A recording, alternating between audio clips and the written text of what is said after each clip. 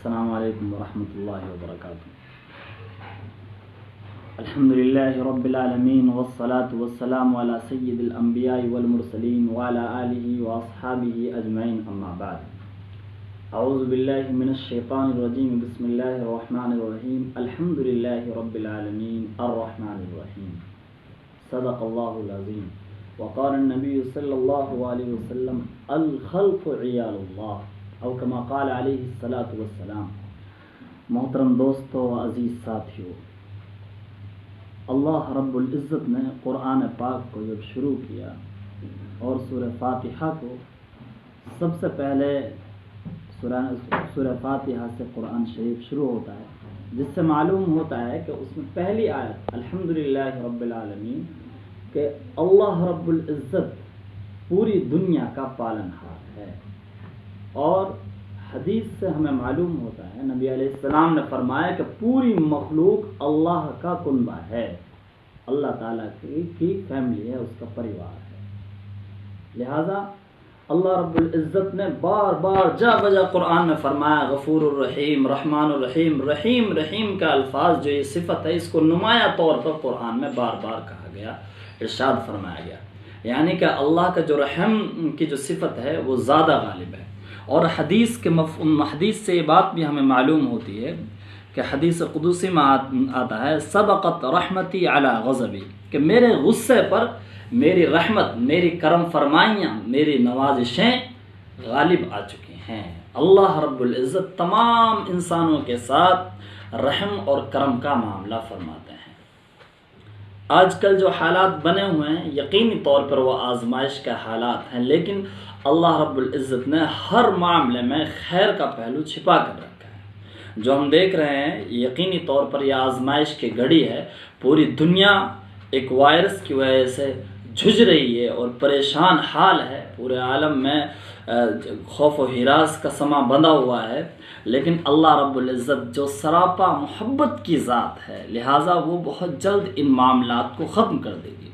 جس طریقے سے یہ کورونا وائرس پوری دنیا میں سرایت کر گیا، پوری دنیا میں پھیل گیا، اللہ کی ذات سے پوری قوی امید ہے، اور بزرگ اور جو ہمارے اولیاء ہیں، مشائخ ہیں اور دانشور ہیں، علماء ہیں، وہ اس بات کی یقین دہانی کرا رہے ہیں اور پیشن گوئیاں کر رہے ہیں کہ بہت جلد یہ ووہان سے اٹھنے والا وائرس اسی کی کوہان میں داخل ہو جائے گا انشاءاللہ العزیز۔ اور اللہ رب العزت کی ذات جو سراپا محبت ہے وہ یقینی طور پر ہم سے محبت کرنے والی ہے، اور ہم اپنے خیر اور شر کی جو تقدیر ہے اس پر یقین رکھتے ہیں۔ اللہ تو ہم سب پر رحم کرتے ہیں اور اللہ سے ہم رحم کی امید کرتے ہیں۔ وہ کتنی دیر دیکھے گا تڑپتا اپنے مظہر کو، نہیں ویران رکھے گا وہ بازار و مسجد کو، خدا کو رحم آنا ہے، خدا کو رحم آئے گا، فقط تم حوصلہ رکھنا، ذرا سا فاصلہ رکھنا، جھکا کے سر کو سجدے میں خدا سے رابطہ رکھنا،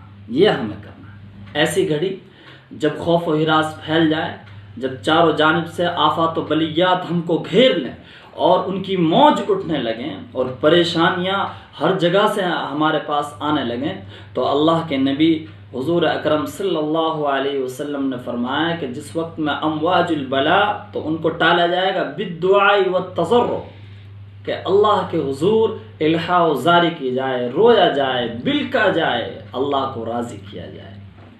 اس تمام معاملے کا جس میں پوری دنیا سسک کر اور سمٹ کر رہ گئی ہے اپنے گھروں میں، ہم اپنے وقت کو کیسے قیمتی بنا سکتے ہیں؟ اس میں خیر کا پہلو کتنا ہے آپ دیکھیے کہ اللہ کے نبی نے فرمایا نعمتان مغبون، کہ دو نعمتیں ایسی ہیں جن میں فیہما کثیر من الناس، بہت سے اکثر لوگ ان میں ایسے ہیں جو دھوکے میں رہتے ہیں، غفلت میں رہتے ہیں۔ کون کون سی نعمتیں؟ الصحت والفراغ، اللہ نے ہمیں صحت دی ہے اور فارغ وقت دیا ہے۔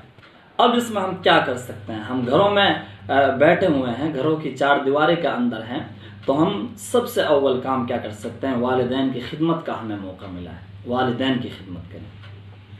اس کے علاوہ ہر نماز کے بعد فجر سے پہلے ہم تہجد پڑھیں اور تہجد کے بعد قرآن کی تلاوت کریں۔ اور اب شعبان کا مہینہ شروع ہو گیا، اللہ نے اس میں برکت کی دعا مانگی ہے۔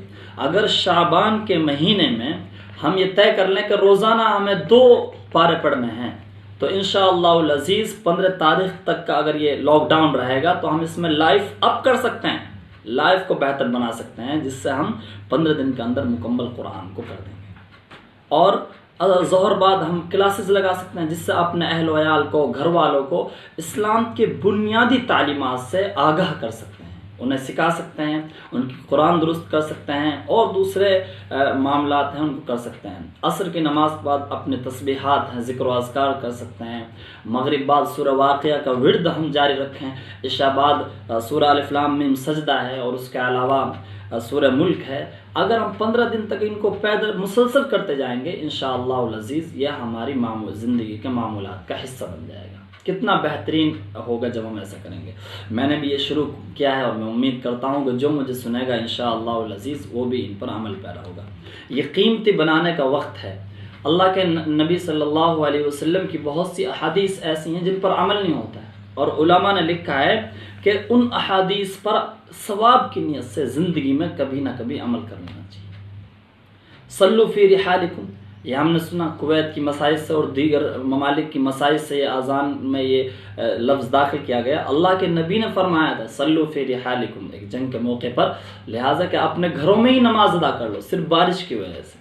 اور یہ اس کے تعلق سے اپنے گھروں میں نماز پڑھنے کے تعلق سے فتاوی صادر ہو چکے ہیں۔ اطمینان قلب کے ساتھ ہمیں اپنے گھروں پر ہی نماز ادا کرنی چاہیے جہاں یہ فتاوی صادر ہوئے ہیں، اور انشاءاللہ العزیز اللہ کی ذات سے امید ہے کہ مکمل ثواب ہمیں حاصل ہوگا۔ اس کے علاوہ ایسی دوسری احادیث ہیں۔ اللہ کے نبی نے فرمایا کہ لا تجعلوا بیوتکم قبورا، اپنے گھروں کو قبرستان نہ بناؤ، مقبروں میں تبدیل نہ کرو، اپنے گھروں کو مکاتب بنا لو، اپنے گھروں کو تو مساجد میں تبدیل کر لو، اپنے گھروں کو تعلیم گاہیں بنا لو۔ بہت بہترین وقت ہے، اس گھڑی سے موقع فائدہ اٹھایا جائے۔ میں امید کرتا ہوں کہ ایسی احادیث جن کا ہمیں موقع مل رہا ہے کہ ہم ان پر عمل کریں، اور ہمارے لیے اطمینان قلب کے لیے فتاوی بھی آ چکے ہیں، ان پر عمل ہوگا۔ اور انشاءاللہ العزیز میں پھر یہ بات عرض کر دیتا ہوں کہ خوشحالی لوٹ کر آئے گی۔ اللہ نے جب یہ وائرس بھیجا ہے تو اللہ اس کو سمیٹنے پر پوری قادر ہے، اور جتنی جلدی یہ پوری دنیا میں سرایت کر گیا، اللہ رب العزت کی ذات سے ہمیں پوری امید ہے کہ ووہان سے اٹھنے والا یہ وائرس اسی کی کوہان میں بہت جلد داخل ہو جائے گا۔ السلام علیکم ورحمۃ اللہ وبرکاتہ۔